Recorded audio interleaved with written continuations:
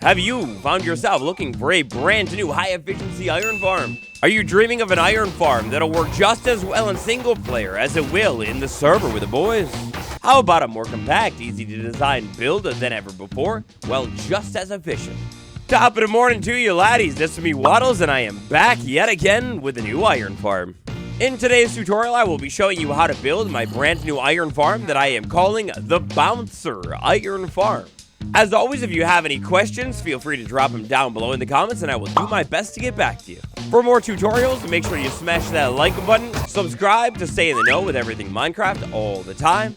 And now, here in my tutorial world, let's go ahead and take a look at the materials for this build today. To build our new iron farm, we're going to need to have the exact materials on the top of the chest right here. This symbolizes 3 villagers. We'll need 1 zombie for the design as well. Now, as part of today's build, I'll be showing you some really cool redstone circuitry so you can set up yourself an auto crafter to condense your blocks down. This part of the farm is technically 100% optional though. You can skip it and your farm will work just as well. If you'd like to build that crafter condenser, then the materials down at the bottom of the chest in exact amounts is what you will need. Now for today's build, you might also want to have a way to move villagers around, cough workstations, but you can use minecarts or whatever you want, and you'll also probably want to have some extra building blocks on hand and walls too. Oh yeah, and you can build this farm out of anything: resin, cobblestone, cinnabar, but not anything flammable. As always, with all of my tutorials, there is a Members World download out now if you'd like to take a look at this farm up close and personal. Let's crack on with the build. Inside of my forever world, or brand new world, great news about this farm: you could build it literally anywhere. As long as you build this in the overworld, away from other villagers, and 20 or so blocks up into the air, you're going to be golden. With that being said, one big piece of advice that I have for you before you build this farm: do not build it across chunk borders. You see, villagers are a little bit wonky sometimes. In a perfect world, villagers would not care about chunks, but they do. Before you set up your build, F3 and G on Java Edition will show all chunk borders. Try and build it more so near the middle. For today, my build site is going to look something like this. If you have trees in the area or other things sticking up off of the ground, it's not a bad idea to go ahead and pull some of those things out before you kick off your build. The very first thing you're going to want to do in the middle of a chunk, take any building block, random one, doesn't matter, and build 20 blocks off of the ground minimum. 19 and 20. We'll build this farm 20 blocks off of the ground to isolate spawns inside of the farm. Now, while we are building today's farm, we are going to need a way up and down. So building maybe like a staircase from this top platform that is now 3 by 3 all the way back down to the ground, it's a good idea, but be careful. With the 3 by 3 platform set up in the air, next up, we're going to want to put some walls around this platform. Our walls on this platform are going to go on 3 sides of the platform and need to be 3 blocks tall. On one side of our platform, we're going to set up something a little bit different. Even with the second block, like the middle one, we'll place a temporary block, and then we'll place a trapdoor, and 1 more trapdoor. We need a line of trapdoors, all like that, on the top of the second block. This is going to be where our villagers live. Inside of this chamber, we're going to want to place 3 beds down facing the trapdoors. And the villagers quite like light, so I'll place a torch and a torch on either side of the trapdoors. Now, in order to make this farm work, we'll need a zombie eventually. The zombie is going to live right next to the villagers. Building off of the middle of the trapdoor side of your farm, 2 blocks, go ahead and break that block. Temporary block right here. We'll place a slab right there below the trapdoor, floating. Then, on the other sides of our future zombie chamber block, we'll place some kind of solid building block, remove that temporary one, 1 more slab, and 1 more slab. After that, we'll go ahead and place 2 more building blocks on the back side, so we end up with kind of looks like a toilet. Next up, we are going to want to get the villagers into this farm before we get a zombie into the farm. So if you don't already have a staircase connecting to the ground, maybe set one of those things up right now, and then modify your staircase if you have to, so it can walk all the way up on top of this chamber of the beds. Now, villagers, they could be a little bit wonky to control, but the easiest way by far to move these things up the staircase is composters, or any other workstation for that matter. We're going to place a workstation on the staircase. The villagers should climb the staircase and take the job, if it's the only job, And then we're basically going to repeat the process. We'll place another workstation a little bit higher up, wait for that villager to hopefully get close to it or not, whatever. Our villager friend should hopefully continuously pathfind right up the staircase because its #1 thing in the world is jobs. So basically, we could use workstations and trick the villager right into its forever home. So for this one, I think I utilized maybe, 4 or so workstations. Go ahead, jump right up, and then once it's up at the top of this thing, we can go ahead and carefully nudge the villager onto the beds, won't take any fall damage, and then repeat it 2 more times. In time, after you have 3 villagers inside of this thing, you should see some little green particles. That's the villager linking to the bed, and they do not need to have any workstations, so you can go ahead and pull all of those out. Next up here, this is kind of perfect. You might want to wait around until nighttime. On your first nighttime with your villagers inside of this farm, we want to make sure the villagers actually claim beds. Once all 3 of them jump into the bed, just like that, well, it's magic. That's perfect. We could go ahead and roll it over to the next daytime. Day number 2 on the job site, it's time to build our spawning platform. On the back side of the farm, the side with the villager beds, place 3 staircases. After that, we need some solid building blocks. We're going to go ahead and build all the way across this thing to cover up the villagers, but we will leave a hole above the zombie pen so we can get one into that thing. This platform should extend from the furthest block out on one side to the furthest block out on the other side. Next up, we will need some walls around this platform. We're going to take any wall and place it diagonally floating off of the platform. 3 on the back, all of these on the side, hanging 1 beyond the staircase on the front of the farm. Keep in mind, you'll still need a way up to the farm, so you might need to modify block placement.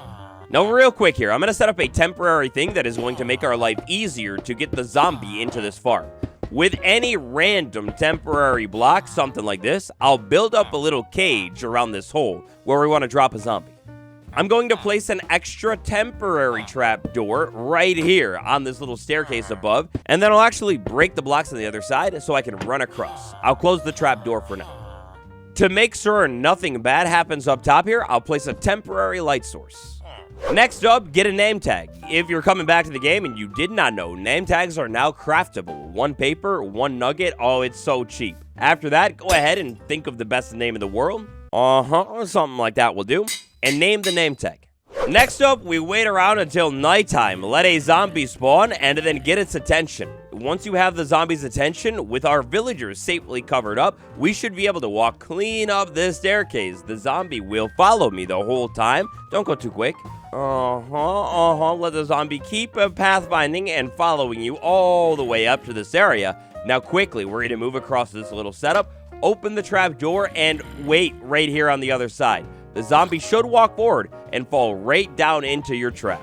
Now after that, we need to be careful to not fall into the farm. We can get rid of that. Mine out some of these other blocks so we're standing on this platform. Iron golem might start spawning. That's fine for now. Don't worry about it. We're going to name tag the zombie. Please jump. There you go. Once it jumps, no big deal.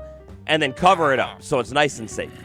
Next up, to just about finish up this top platform, we are going to need 3 signs. Place them on one of the walls that are hanging over the staircase, and then we will need 2 water buckets. 1 in this corner, 1 in the other corner. Infinite water flowing towards the front. It's beautiful. And now next up, we're going to need to take care of the golems, actually get rid of them. Roll things around to the next daytime, and technically, for the rest of your farm here, iron golems can now possibly spawn. So, just be careful about that, don't hit them. All the way back down on the surface, we are going to line ourselves up with the back of this whole top falling platform, something like that, so we can make an iron golem toaster. Now, when you're setting up this falling chamber, totally up to you. You could set this thing up however you want. You could maybe, make it a little bit larger and have the golems free fall.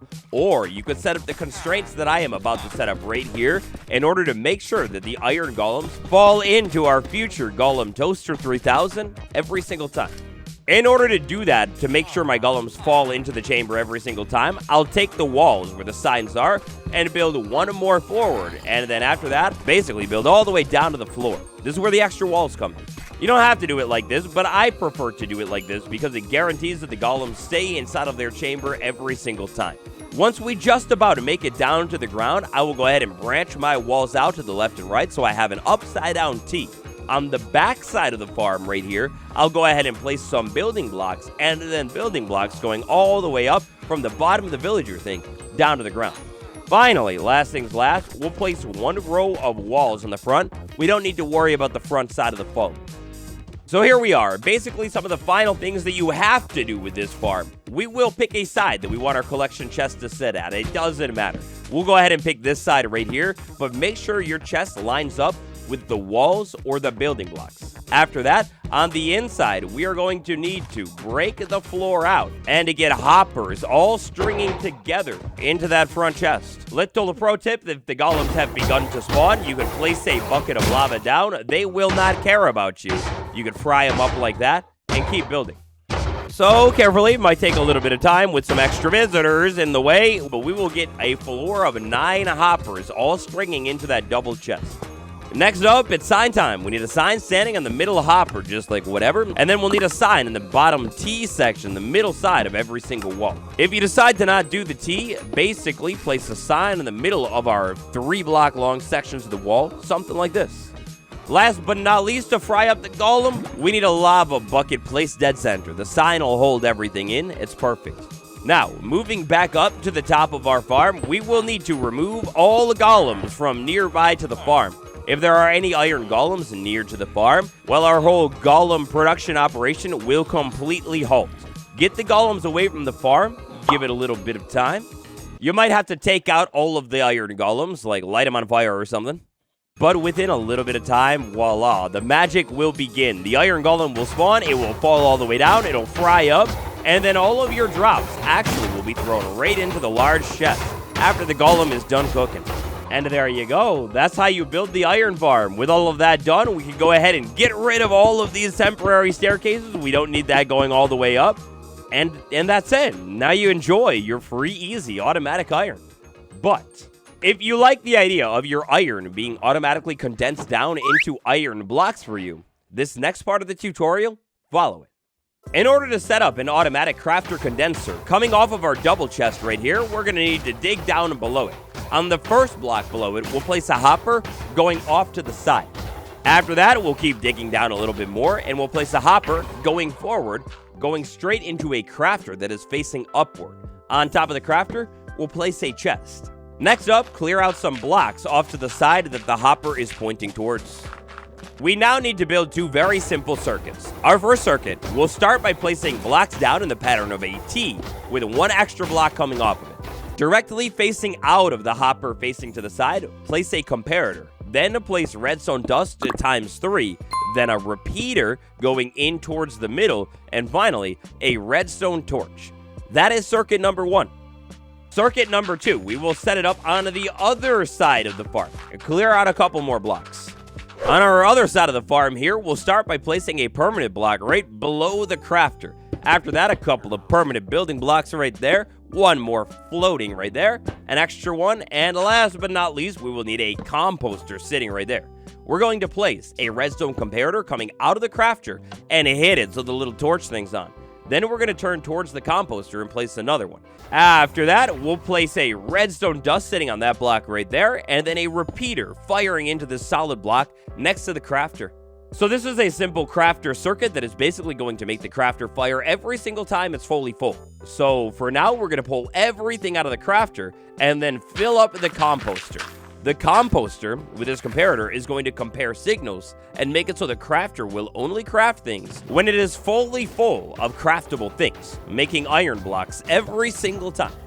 Now, the very, very final thing we need to do here, I didn't tell you, but this circuit over here, it's an item filter. Inside of the top hopper that is facing towards the comparator, pull everything out of it and place 44 placeholder blocks. After that, you wait till your iron golem fries up.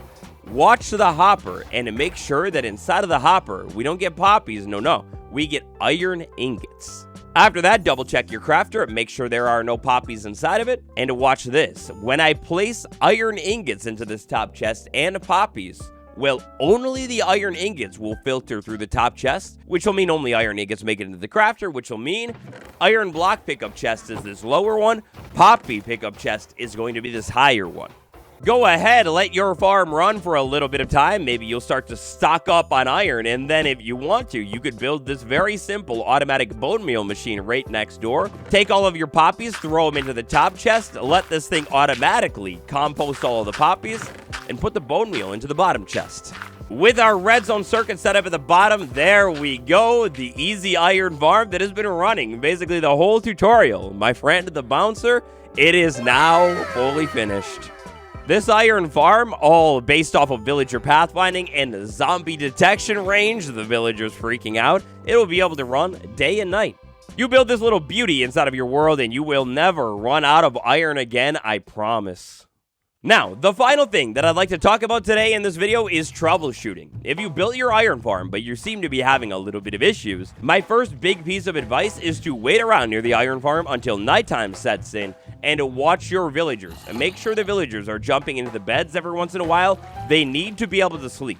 If they are not, you could go over to your iron farm very carefully onto this open side with the lava, like maybe take the lava out, break this block, and break the bed. After that, move around the side. You might need to remove the other lower blocks and replace the bed down when the villagers are out of the way. Sometimes their pathfinding can get a little bit wonked up, mainly when you're setting up the farm. So yeah, that could solve the problem with them not sleeping. If they don't seem to be pathfinding correctly, well, what did I tell you about building over chunk borders? Make sure you're not building this farm over the chunks, specifically the villagers detecting the zombie or the beds. And finally, if you notice that iron golems are spawning outside of your farm, well, make sure you don't have any random blocks too close to it sitting around, and to make sure you don't have anything that is too tall nearby, like maybe some gigantic trees or a big building or something.